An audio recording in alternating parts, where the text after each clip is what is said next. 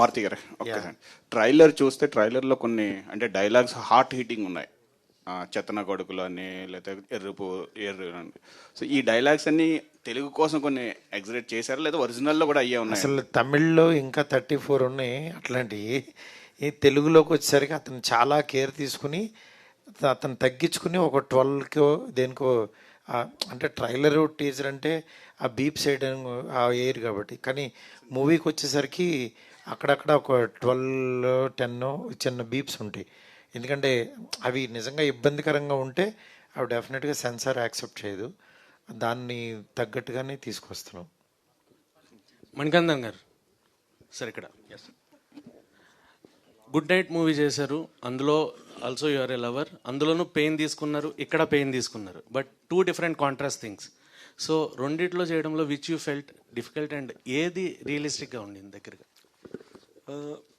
రెండు రియలిస్టిక్కే, కానీ ఇందులో కొంచెం కష్టం అంటే ఇదే.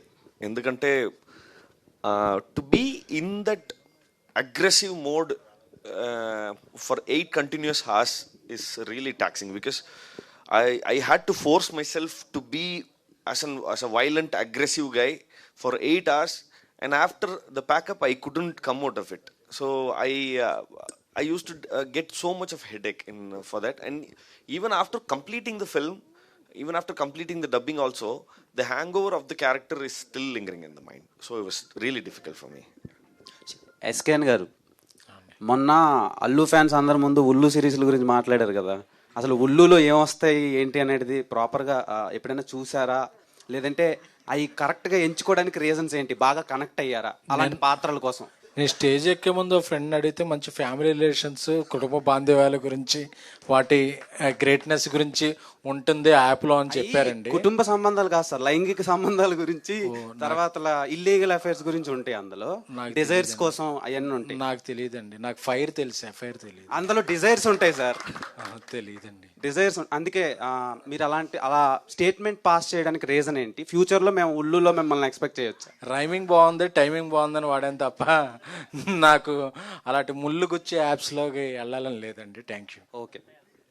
మారుతి గారు, యా, మీరు ఒక మంచి డైరెక్టరు, మంచి సినిమాలు తీస్తున్నారు. అయితే ఈ సినిమాకి సంబంధించి ప్రమోషన్స్లో ఎక్కడ డైరెక్టర్ కనిపించట్లేదు. ఒకవేళ డైరెక్టర్ ఉంటే కనుక ఆయన సినిమా గురించి కొంచెం బాగా ఎక్స్ప్లెయిన్ చేసుకుంటారు కదా. అంటే ఫస్ట్ టీజర్ లాంచ్కి వచ్చారండి ఆయన. అక్కడ చెన్నైలో పాపం అక్కడ ఇంటర్వ్యూస్ ఇవ్వాలి కదా వాళ్ళకి, రేపు రిలీజు.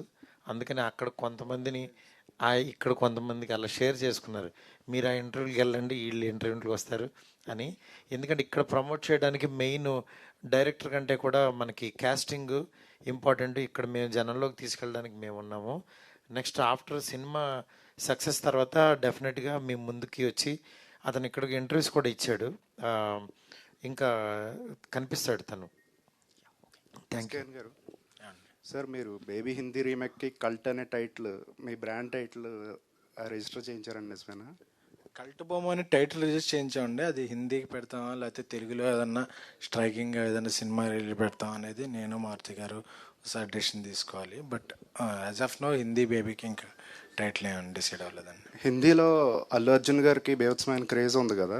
అవునండి. సో మీ బేబీ హిందీ రీమేక్ ప్రమోషన్స్ ఆయనతో చేయించే అవకాశం ఉందా? అని నాకు తెలిసిన వాళ్ళందరినీ ఒక రకంగా వాడతానండి. సో అది ఆ ప్రెస్ మీట్లో చెప్తాను. మణికందన్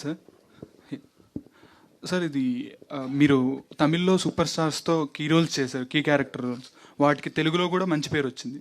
సో తెలుగులో ఎవరితోనైనా కీ క్యారెక్టర్ రోల్స్ చేయగలిగితే ఏ స్టార్తో చేయగలరు అంటే particularly? I'm waiting to do it literally, as I said in an earlier interview, there are like extremely talented people over here. Like they have broken so many records, boundaries. So it is their decision, not mine. They have to call me. If they call, then next second I'll. Then who is your favorite? Everyone. మీరే చెప్పండి, ఇంత talented artist so many of them ఉన్నప్పుడు ఏదో ఒక్కరిని ఎలా చెప్పగలను? Maruti sir, ఇలాంటి relationship డ్రామాని మీరు ఫ్యూచర్లో ఎక్స్ప్లోర్ చేస్తాను అన్నారు, విష్ చేశారు అలాంటి ఎక్స్ప్లోర్ చేయడానికి. ఒకవేళ చేస్తే ఏ హీరోని చూజ్ చేసుకుంటారు అండ్ ఎందుకు?